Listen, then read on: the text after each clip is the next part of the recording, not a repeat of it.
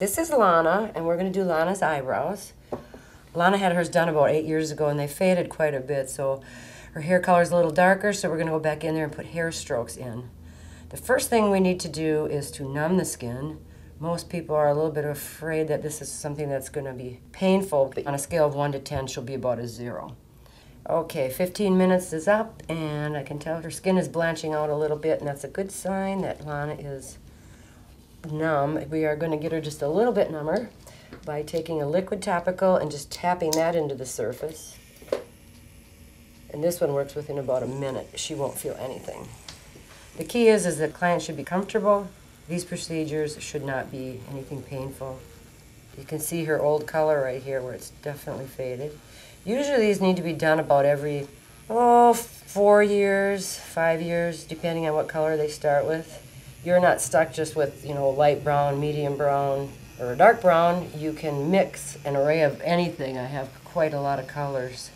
And there we go. That just sits for about a minute, and she'll be ready to draw on. Okay, and now we're going to draw. This is the fun part.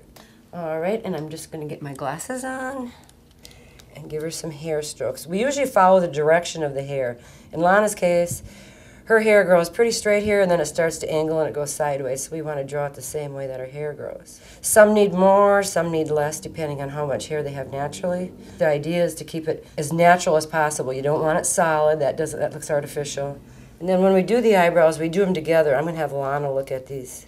Lana, I'm going to show this to you and see if this is the shape you like, and if the balance looks even to you.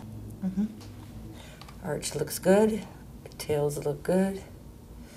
So once we got them drawn on, this is like our template. We don't vary from this.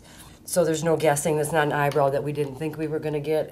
We're definitely going to follow this to a T and then fine-tune it together. So we can start with the color. With Lana's, I mixed up a little bit of an ashier brown. Even though her hair is highlighted, her actual brow hair is quite dark, and if I try to do too light of an eyebrow, where she has hair, it's just going to stand out. It's not going to look right, so we need to put in color to match her hair. We'll do these very loosely, and that'll allow me to make corrections as I go. So we're going to put little ones in between these. This is just to get the basic shape in.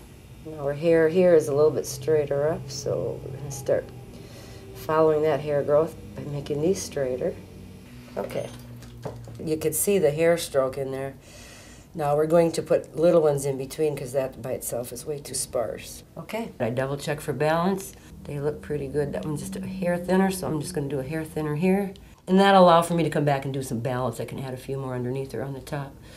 So that part looks good. Let's go on the left side. Do the same thing.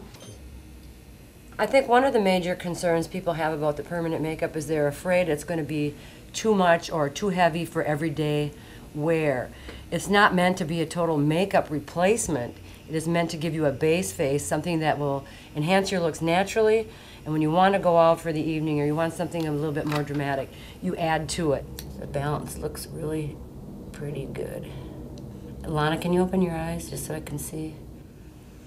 This one may need to be just a little bit lower here, but we'll save that when we fine-tune everything at the end. All right, let's go for the second pass. This is where I'll angle the hair just a slight bit different than the angle of these, because no hair lays perfectly like soldiers in a row. Let's see how those are turning out. If you could see closely, you'd see they're just a little bit different than the previous row, which is what we want. You don't want it looking exactly the same. That doesn't look as natural. The color that I'm doing right now will lighten about 50% within 5 days. It's very livable while it's healing, but what happens is the whole top layer will fall out. The top layer will not stay in, just what I get under the skin. And right now it's in liquid form. To get it in the skin, it'll go back to powder. So it will be powdered pigment under the skin. So literally in 5 days, half the color falls out. It's a much softer look. That looks pretty good. Just wash her up good and have a good look at it.